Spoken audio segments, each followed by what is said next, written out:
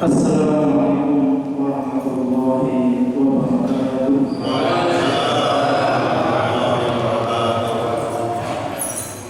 Innal hamdalillah nahmaduhu wa nasta'inuhu wa nastaghfiruh wa na'udzu billahi min shururi anfusina wa min sayyiati a'malina. May yahdihillahu fala mudilla lahu wa may yudlil fala hadiya lahu. Asyhadu an la ilaha illallah wahdahu la syarika lahu wa asyhadu anna Muhammadan 'abduhu wa rasuluh. Qala Allah ta'ala fil Qur'anil Karim, a'udzu billahi minasy syaithanir rajim.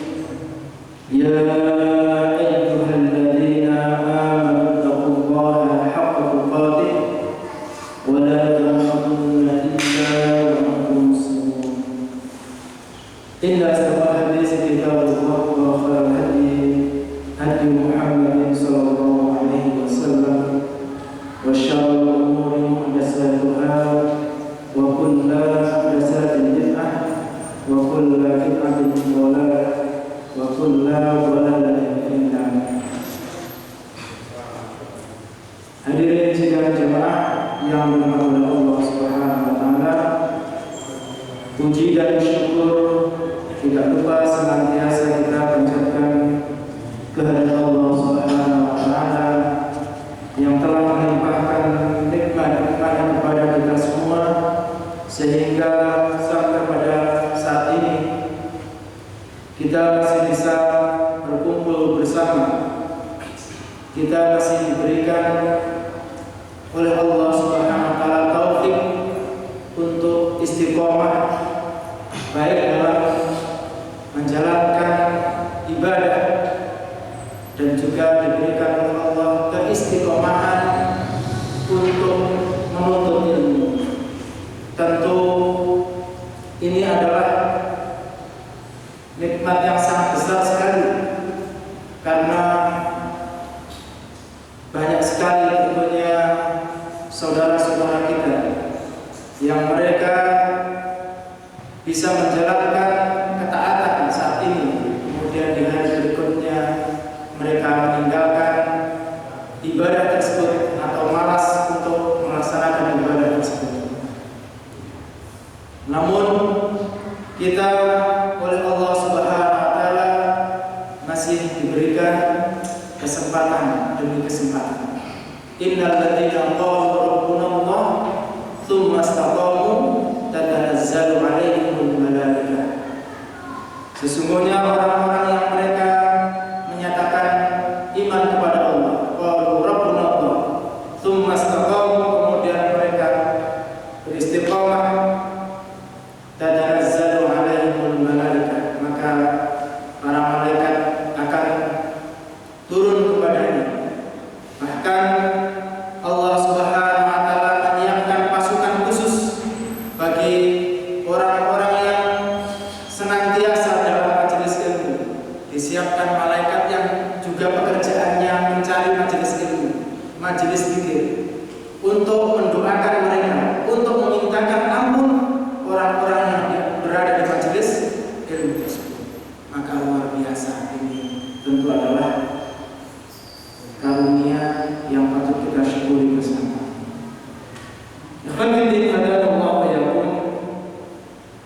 Kita lanjutkan kajian kita di pekan yang kedua, yaitu kajian kitab Riyadhus Shalihin, yaitu utama orang-orang saleh.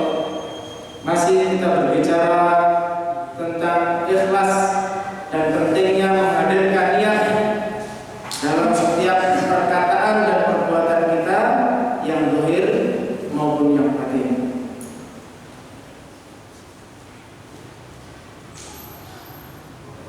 Di mana kita pada pertemuan yang lalu kita mengkaji bersama tentang hadis dari Amirul Mukminin Abi Hafsin Umar bin Khattab. Hadis yang berbicara tentang masalah niat. Innamal a'malu binniyat wa innamal likulli imri'in ma nawa. Faman kanat hijratuhu ila Allah wa rasulih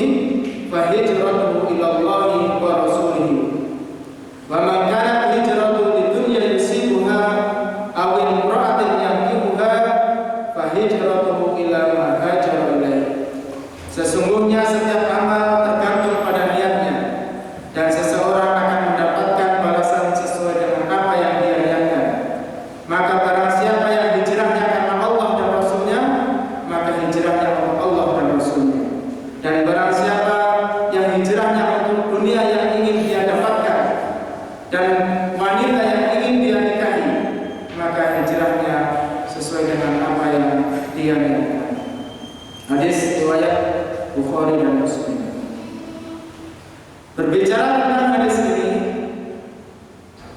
di mana kita sedikit akan berbicara tentang macam-macam hijrah. Macam-macam hijrah dijelaskan oleh sang mu'allif rahimahullah, di antaranya Syekh Muhammad As-Shalih Al-Utsaimin. Macam hijrah yang pertama adalah hijratul makan, wa hiya yantaqil al-insan min makanin tuktharu fihi al-ma'asi wa yuktharu fihi al-fusuq wa rubbama yakunu min baladin kufrin ila baladin la yujadu fihi dzalik.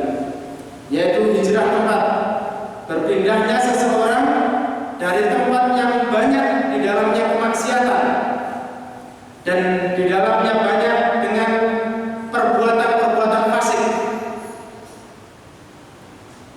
kepada tempat yang mungkin lebih baik dari itu.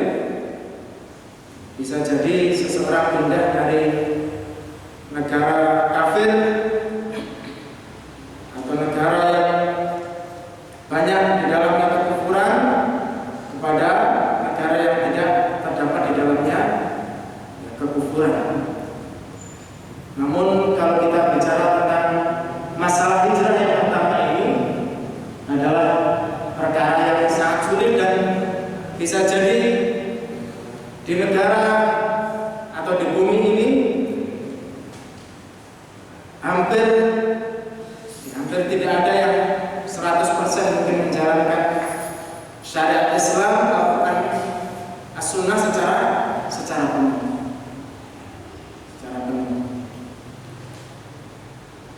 Pun termasuk di negara kita yang berasaskan atau berdasarkan dengan demokrasi. Namun ala kulli hal, tentu ini juga adalah nikmat atau karunia yang Allah SWT berikan kepada kita dan negara ini. Walaupun tidak menjalankan Al-Quran dan Sunnah, tapi masih kaum muslimin diberikan kesempatan seluas-luasnya untuk menjalankan syariatnya. Kita ke masjid tidak ada yang melarang, ke majelis ilmu tidak ada yang melarang. Dan juga tentu ada satu perkataan ataupun satu pendapat bahwa walaupun negara kita tidak berasaskan negara Islam, namun dasar-dasar undang-undang yang dibuat itu masih banyak yang berkesesuaian dengan Al-Quran dan Sunnah, karena disarikan ataupun dirangkum, disarikan, disimpulkan oleh para ulama-ulama, pejuang-pejuang yang dahulu membela negara ini. Karena banyak yang membela negara ini justru adalah dari kalangan para ulama, para santri, orang-orang yang berpaham. Hatta kita sering mendengar bahwa saking leluasanya kita menjalankan perintah Allah, syariat-syariat Allah, ada yang menyatakan atau menyebut bahwa negara kita termasuk negara Islam. Tapi lepas dari itu, bahwa tentu kesempatan bagi kita ketika ada waktu-waktu atau diberikan kemudahan bagi kita untuk menjalankan agama kita, ini adalah karunia yang sangat besar. Karena termasuk ditegakkannya syariat Islam itu dalam rangka melindungi kaum muslimin atau manusia dari aturan-aturan yang telah ditetapkan. Aturan-aturan.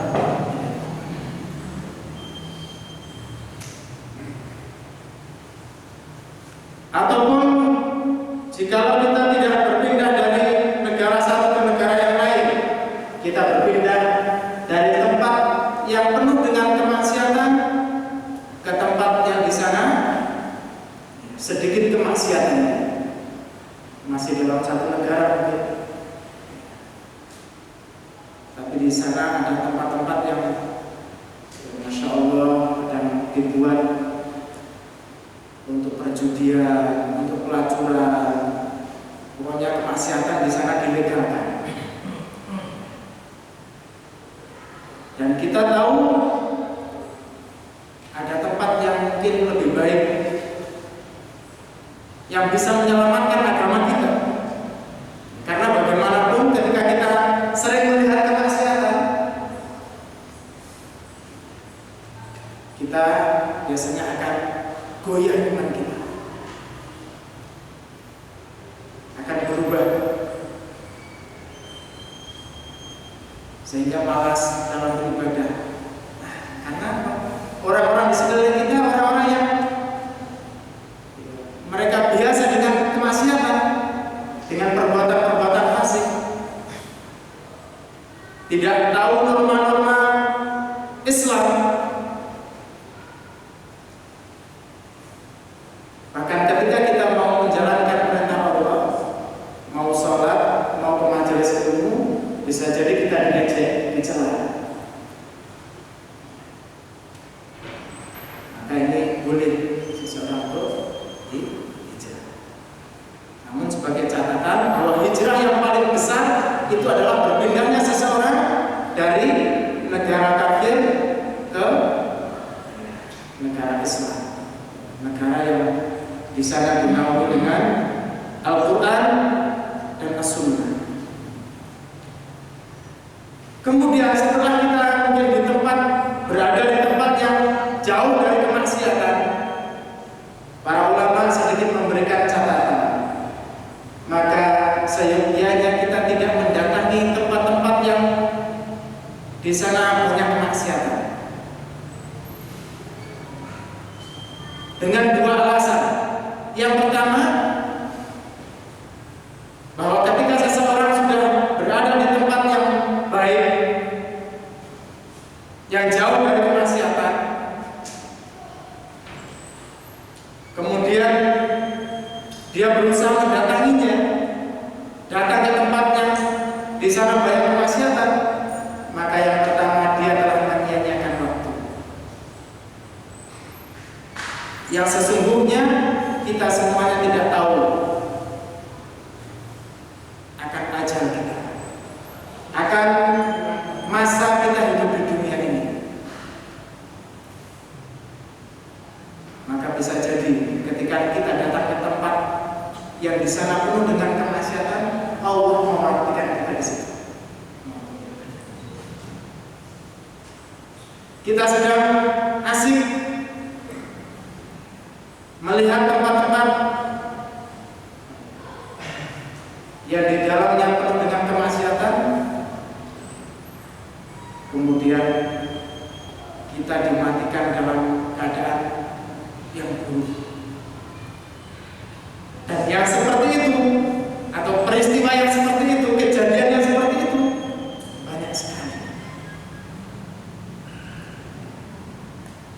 Mati ketika sedang minum khamr, mati sedang berzina, mati ketika sedang mencuri,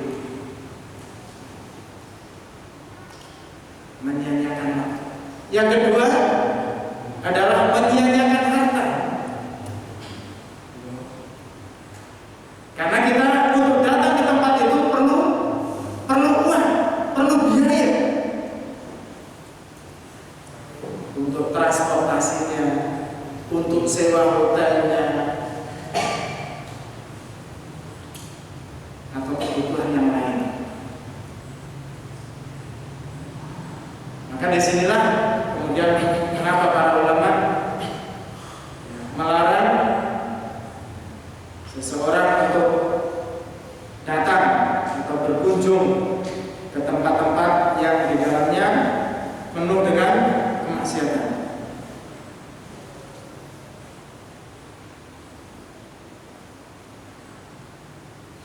Dan seseorang boleh, jadi tidak boleh datang ke tempat yang di dalamnya kekufuran dengan catatan yang pertama adalah ayatuna indahu ilmun yudafi'u bihi asyubhat.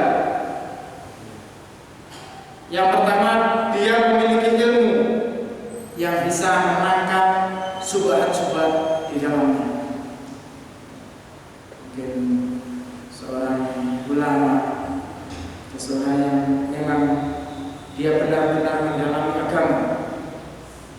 Li'anna al-kufar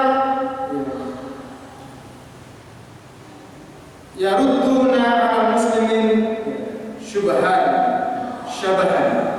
Dikarenakan orang-orang kafir itu senantiasa menyebarkan syubhat-syubhat kepada orang-orang muslim, di mana mereka terbiasa dengan kehidupan materialistis mereka. Hidup mereka pokoknya uang, harta. Tidak memikirkan tentang ibadah kepada Allah. Maka orang yang tidak memiliki ilmu hatinya juga akan tertarik. Iya.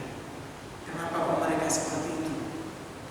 Kok mereka orang-orang yang bermaksiat kepada Allah, tidak taat kepada Allah, kok justru kehidupan dunia mereka luar biasa. Mereka bisa memuaskan nafsu mereka dengan harta, dengan makan sepuasnya, tidak memperhatikan halal.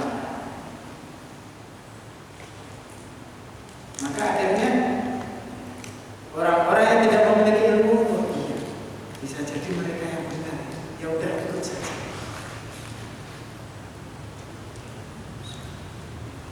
Mereka yang tidak taat kepada Allah, yang tidak beribadah kepada Allah saja, sama Allah dikasih rumah mereka seperti istana, megah-megah, harta mereka di mana-mana, usaha mereka luar biasa, menancap di seluruh penjuru kota. Itu mereka orang-orang kafir atau orang-orang yang tidak beribadah kepada Allah. Maka bagi orang-orang yang tidak memiliki ilmu, begitu. Sebaliknya, bagi orang-orang yang berilmu, maka melihat yang seperti itu, maka itu bukanlah sesuatu yang menakjubkan, bukan sesuatu yang membanggakan, karena memang Allah SWT sudah mengenasnya. Zuyyina lil ladzina kafaru hayatud dunya wa yaskhuruna minal ladzina amanu wal ladzina taqaw fawqahum yawmal qiyamah. Allah Subhanahu wa taala memberikan kemegahan, keindahan dalam kehidupan dunia ini. Itu memang sudah kata Allah SWT. Zuyyina lil ladzina kafaru hayatud dunya. Allah jadikan kehidupan dunia ini indah bagi orang-orang kafir. Menarik. Sudah dapat ini, ingin yang itu. Sudah dapat yang itu, ingin yang lain. Terus mereka tidak ada puasnya. Wa yaskhuruna minal ladzina amanu, dan ada orang-orang yang beriman, mereka jauh dari kehidupan dunia mereka. Wa yaskhuruna minal ladzina amanu, tertinggal jauh, kok kita begini, biasa saja. Karena mereka menggunakan 1000 cara untuk mendapatkan sesuatu. Namun kita oleh Allah Subhanahu wa taala hanya diberikan cara dengan cara-cara yang sesuai dengan Al-Qur'an dan Sunnah. Mereka bisa memuaskan nafsu mereka sesuai dengan nafsu mereka, walaupun mereka lebih dari kayak binatang, tidak mempedulikan halal dan haram, walaupun mereka harus menindas atau mendolimi saudara mereka. Namun bagi orang-orang yang beriman, diatur oleh Allah Subhanahu wa yaskhuruna minal ladzina wal ladzina taqaw fawqahum yawmal qiyamah. Dan orang-orang yang bertakwa, maka diberikan janji oleh Allah Subhanahu wa taala.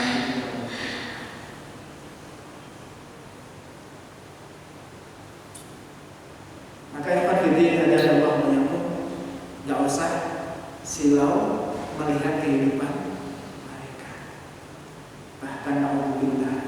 Kalau kita melihat kehidupan mereka dalam dunia itu mengerikan. Ketika mereka masih sehat, berlomba-lomba luar biasa untuk mendapatkan kekayaan mereka. Dan ketika mereka sudah tua, maka mereka dibuang oleh anak-anak mereka. Padahal kekayaan dari anak-anak yang mereka dapat, atau kekayaan yang anak-anak mereka makan, peroleh, itu hasil jerih payah mereka. Tapi ya begitulah sunatullah mereka, diasingkan oleh keturunan-keturunan mereka sendiri.